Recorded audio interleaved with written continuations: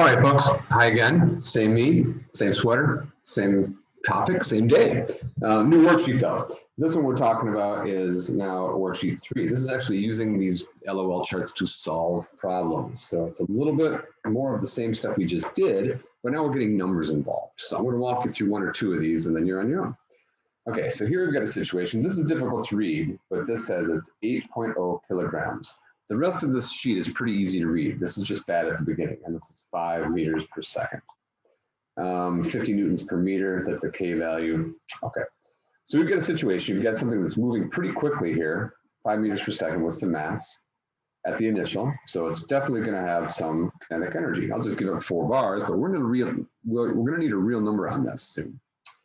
And then at the end, it scrunches up that spring. So here, if it scrunches up that spring, it's going to become elastic energy.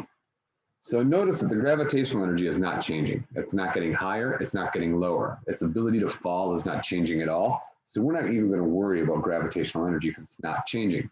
And the kinetic energy to be a big deal though, because it starts out pretty fast and it ends up 0, not moving at all. So no kinetic energy. And of course, there's no elastic energy to start because there's no spring compressed. So it's really just a pure conversion from kinetic energy into elastic energy. That's what all this is going to be about. We're going to keep it simple and say that no energy enters or leaves the system. We'll just go with this word here, frictionless, and use that to our advantage. If there's no friction, there's no wasted energy. In the real life, that's never the case. But for this, we can work with it. Okay, so we know that the formula for kinetic energy is not that big yellow blob, but it is 1/2 mv squared. And we know the formula for elastic energy is, I should pause this and make you go look it up in your notes, but we don't have that kind of time, but you need to be able to find this in your notes, is 1/2 k times x squared. K is the spring constant, which we have right there. Let's do that in red to make sure you see that. That's the spring constant. And x is how much the spring gets compressed. And that's what we're asking for right here. So this gets pretty straightforward. You solve for this and you rearrange and solve for that. So I would rearrange it like this. I would say that x equals, hey, let's get rid of those 1/2s. Each side has a 1/2. Let's keep it simple. So you're gonna have mv squared over k, but because that's x squared, we'll have to take the square root of that. And that should give it to you. That should give you the answer. All right, take some time with that if it doesn't make sense. That next one's easier. What's the hardest one on here? Probably this one on the bottom. This is the hardest, the wood one. Let's get into it a little bit. You gotta, again, here's the mass is 0. So the mass is, come on, man, 0.025 kilograms. And the velocity is 350 meters per second. So that's a pretty fast bullet. That's moving along. And again, the gravitational energy isn't changing. It's not getting higher. It's not getting lower. Its ability to fall isn't changing. It's not getting more massive. So we'll just give it zeros there. Notice at the end, the bullet stops. So it's got 0 kinetic energy. At the beginning, there's no elastic energy either. And here's a mistake a lot of people are going to make. They're going to assume that the block must be like elastic energy. Well, it's not. If you shoot a bullet into a piece of wood, it's not like a spring that gets compressed. It's going to spit that bullet back out. It's just in there, man. So there's not even elastic energy.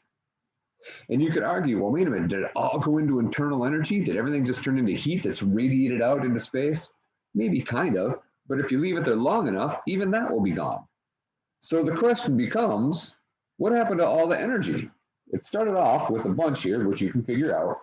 Your EK is what it all started out as, is 1/2 mv squared. You can find out how much energy that is. But at the end, it's all there. So it must have left the system. Here's the big question. What or how do we have energy enter or leave a system? We know the answer to that. The only way energy gets into a system is through work. The only way energy gets out of a system is again through work, heating and radiating, but they're basically work. So some work was done in the tune of whatever your kinetic energy is. You'll have to figure that out. But what object did the work? What was exerting a force on that bullet? You're right. The block of wood did. So the block of wood did work. Technically, it's negative work on the bullet. And we say it's negative work because it took energy away from the bullet. But it definitely applied a force, and we have that right here. There's your force. So you just got to find out, so that's 50,000 newtons. So you got to find out how far did that bullet get in.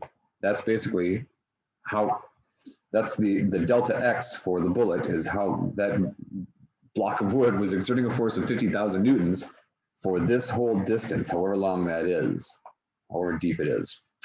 So there you go. That's about as complicated as these get. I could probably spend another 45 minutes going through these problems one by one with you. But I think you can handle this if you challenge yourselves and think about it hard. Start with the charts, then put the numbers in. Do the algebra first. Notice how this guy, just a little bit easier right here by doing all the algebra, because we got to get rid of those 1/2. You'll find in other situations, you'll get rid of math sometimes. It really does make things easier. Okay, I'm going to stop there. That's enough. Email me if you get stuck. Good luck to you guys. I miss you. I hope your day is not as crappy as mine.